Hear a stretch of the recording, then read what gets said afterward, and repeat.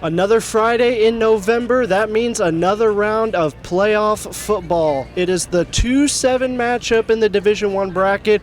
Coverage by the El Cajon Ford East County Game of the Week takes us here to Granite Hills, where the Eagles are hosting the Rancho Bernardo Broncos, who just came off their first round win against Del Norte 49-15 at home last week. Now they are headed down here to face a really tough opponent in Granite. Let's take a look at the Broncos and their side.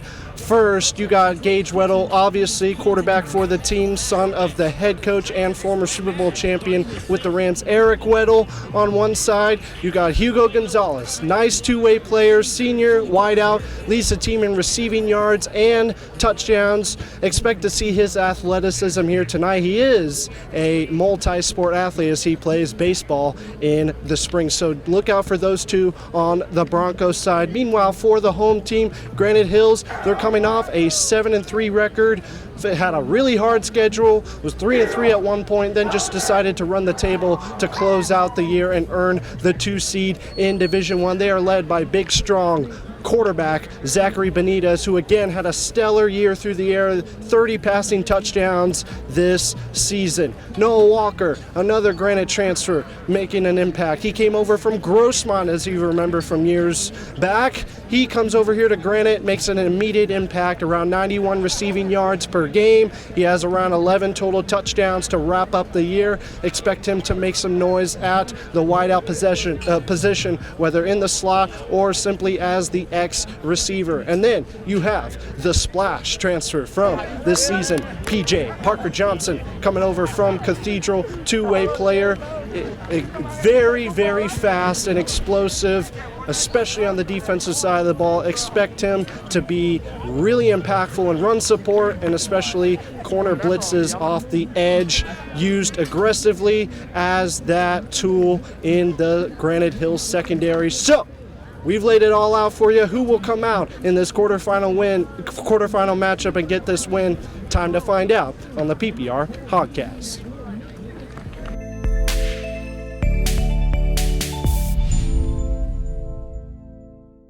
Game begins with Rancho Bernardo right around midfield.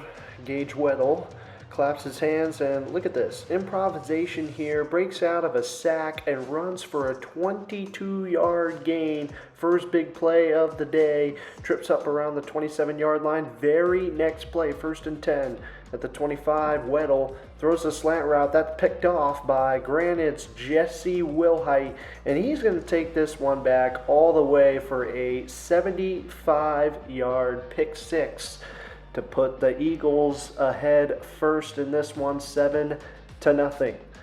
Rancho Bernardo would then go on pretty much an 8-minute drive, bleeding a bunch of clock, going and huddling up, taking their time, and puts up a methodical drive right here. That was a completion to running back Max Marshall. Here's a 10-yard completion to Trey Durham. Here is Gage Weddle rolling out to his right on a bootleg and keeping it for 12 yards as he lowers his shoulder right there. Then you have mixed in a false start. Offsides penalty by the Eagles. And then you got Gage Weddle moving to his left, and he's going to take off again. Braden Wells, preview player of the week and of the game, with a little stop. Had an unnecessary roughness call shortly after that, setting up a Max Marshall run for about 6 yards. And then you have Gage Weddle punching it in on the quarterback power play from 2 yards out, putting this game knotted up at 7. Very next offensive possession. Granite really only had the ball for 12 seconds on offense in the first quarter, and that 12 seconds was used for an 82-yard touchdown from Zachary Benitez to the Cathedral transfer Paris Johnson. Eagles go back up by 7. Max Marshall, apparently, as from what I've heard, he's also a rugby player. You could tell the way he puts his shoulders down and runs. That one was for 6 yards. That was a sack right there by number 84, Wyatt McLeod, and then he's going to get there again. So back-to-back sacks for Wyatt McLeod. Probably had half a sack on the previous one. This one, he gets a full, and then Gage Weddle on 3rd down, able to find his man That is Christian Gonzalez. And then Gage Weddle on 4th down, able to convert it. 1st down and 10. And he gets picked off right there by number 2. That is the secondary player, Kylie Young, for the Eagles. So second pick thrown by Gage Weddle. And the Granite Hills offense going down the middle of the field with a short completion and a long 32-yard gainer right there by number 8, Tristan Diaz. Little pop pass to the running back, Isaiah Rodriguez. He takes it in to put the Eagles up 2 possessions. They go up 21-7 here in the second quarter. The Broncos need to get something going on offense. Gage Weddle over the middle, finds his man. That is Trey Durham. He had some pretty big gainers and 1st down conversions for the Broncos all night long, just didn't amount to points or anything. 4th down, incomplete pass over the middle, turnover on downs, Eagles get the ball back. Paris Johnson, swing pass, 12 yards, 1st down into Broncos territory. Then Zach Benitez, play action, more like an RPO, finds his receiver over the middle. That is Noah Walker for 32 yards out on the slant route. Touchdown, 28-7. Granite starting to pull away here a little bit. Max Marshall with a nice 12-yard gain right there, picking up a 1st down.